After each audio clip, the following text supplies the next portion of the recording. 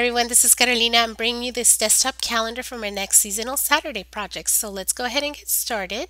You're going to need a base. I used a cardstock, solid cardstock, and it measures 7 by 7.5. You're going to go ahead and fold it on your 7.5 side, so you end up basically with a folded, sort of like a tent card, I guess, for lack of a better word. So just making sure that the piece where you're going to be putting everything measures 7 lengthwise or wide, I guess, if that makes it any clearer. But you actually need two other pieces: a piece of cardstock for your calendar, black cardstock, which is 3 3/4 by 3 1/8, and then the ivory cardstock is 3.5 by 3. And I ran it through the Cuttlebug with the embossing, the Swiss Dots embossing folder. I'm gonna put those together in a second. Then also calendar, and I will be telling you a little bit more about this in a little bit. It's actually the first step we'll do. Then I wanted to do have a base for my images, and I just cut this out with Spellbinder's die, the scallop square. Ran it through the Swiss embossing folder, and that's where my little cup is going to go.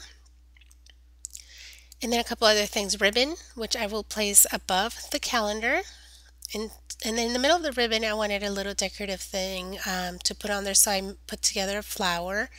And then lastly is the image, which I will hold together with a clip. What I'm not picturing here or showing you is actually, the clip is going to go on top of that base along with the image, so they're all going to kind of go together. But I didn't add the brads I'm actually going to use to keep the calendar together. So you'll actually need two brads as well. So get those in whatever color you want, and I'll go ahead and, like I said, we'll get started with the calendar, which I created a PDF that I'm sharing with you on my blog, and I'm putting a link to it right below so that you can get to it. It's also in the notes of this video. I kind of just went according to those lines to cut my calendar. You can also go towards the bottom of the actual calendar itself for each month.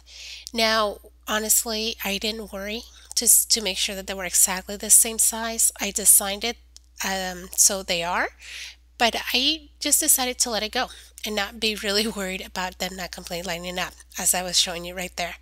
What you do want to make sure is the bottom edge. That's well, the bottom I'm picturing here, but really the top of your calendar. That's the one edge you want to make sure that that lines up, because that's where you're actually going to be punching your holes. So you'll see me kind of fix this a little bit more as I'm doing here, because I do want that edge to line up completely. A couple of ways you can punch: eyeball it, which I kind of do for most of my projects, or you can use the little teeth right here on the crocodile right there to kind of line it with that into the other edge. I honestly just kind of went far down enough where I knew the legs of my little brads would hide in the back, and then over and punch, added my brads to this side and then the other side, as I'm doing here.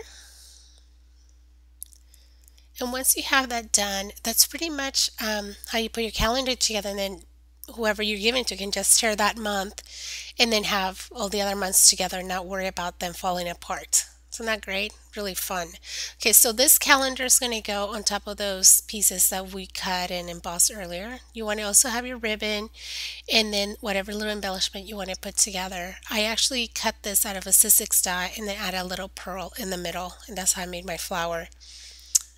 Okay, so I'm using, for the most part, I would say through pretty much 85% of this project, I'm using double-sided tape. For this particular section, I'm using the liquid adhesive. And the reason for that is, from the ivory cardstock to the black cardstock, there's about 1/8 of an inch all the way around. And I wanted just to have the freedom and the ability to move it around if I needed to. But I think I might be able to just kind of get it on the first try. But it's just my kind of just safety net in case I needed to. Okay, so now I'm moving over to double-sided adhesive, and the reason for that is because you are dealing with textured surface such as the Swiss dots, and I'm just going to add 2 pieces of adhesive. That's really all I need to kind of, because the paper I printed this out on is just regular computer paper, so it doesn't weigh very much. Probably the brads weigh more than the all 12 pieces of paper do, but just want to make sure I had enough that people can just tear easily without bringing the whole 12 days or 12 months down at once. They can just tear off the first sheet and that's it. Okay, so align it towards the bottom. The next thing is we're going to add adhesive to the top. For this, I like to wrap my tape around. So I'm just kind of leaving a little bit on each end. I should probably have left a little bit more on that end, but I'll show you what I do in a second. And then just kind of adhere it and loop it around and press it down. But like I said, if you in case you don't leave enough, no worries, we can fix it and I'll show you how I do this in a little bit. Okay, so let me center that. And the reason I'm doing this in the air is because I have adhesive on the other side. It's a little bit more tenuous, but I think it's worth it because that way you're making sure your bow's centered. You can always start from one end to the other if you're feeling a little more comfortable with that, and then remove the tape as you go. That's another option. Okay, so let me loop that and let me just trim a little bit of this off. So as you can tell, that piece is sticking out, but I will fix it in a second. I kind of like to fluff my bows as I go, just because they are getting kind of squashed as I'm turning it in and whatnot, but we can always fix it at the end as well. Okay, now I'm going to add 3 pieces of it, double-sided tape on top of that ribbon, and one more in the middle.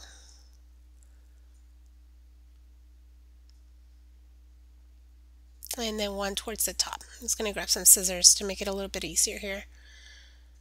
Okay, and then just cut a little strip, and then I'm going to add that to that ribbon that was kind of sticking out. When you do this, just make sure you remove whatever adhesive you put down first, and then just put a little bit more on top as I'm doing here, and there, it's fixed. Okay, so now let's remove the middle and then the top, and now we'll be ready to place it on the base that we created earlier. As you notice, I haven't put the flower down yet because I wanted to put it on the base before I put it on the actual bow.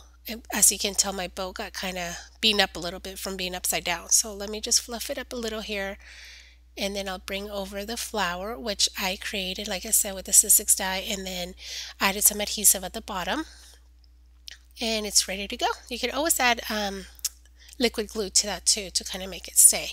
So this is part 1 of 2 parts, and you can follow the rest of how I finished it in the second part of the video.